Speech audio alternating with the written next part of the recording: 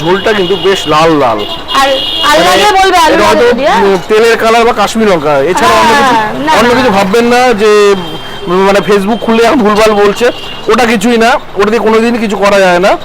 But রান্নাটা authentic ভাবে ভালোভাবে কষালে কিন্তু এই কালারটা আসবে। আর আমি একটা জিনিস মনে করি, যারা এই আলতা সিঁদুর বলছে কিছু বোন বা দিদিরা, মানে তোমরা কি আদৌ আলতা সিঁদুরটাকে সম্মান করো? ওটা কিন্তু আমাদের বাঙালি মেয়েদের ঐতিহ্য, একটা বড় সম্মানের জায়গা, মানে একটা বিবাহিত নারীর কাছে ওটা সব কিছু। সুতরাং প্লিজ দেখো, খিল্লা সব কিছুকে নিয়ে করো তোমরা, মানে ফুড কালার হ্যানা তেনা বলছো, আমার কিছু যায় আসে না। আলতা সিঁদুরটাকে নিয়ে প্লিজ কেউ খিল্লি করো না, ওটা খিল্লি করার বিষয় না। হয়তো তোমাদের কাছে খিল্লি করার বিষয় হতে পারে, আমার কাছে নয়, তাই আমার কোনো এক জায়গায় খারাপ লাগে। কিন্তু আমার রান্নাটাকে নিয়ে বলছো, এটা আমার বিন্দুমাত্র খারাপ লাগে না, কোনো এফেক্ট করছে না।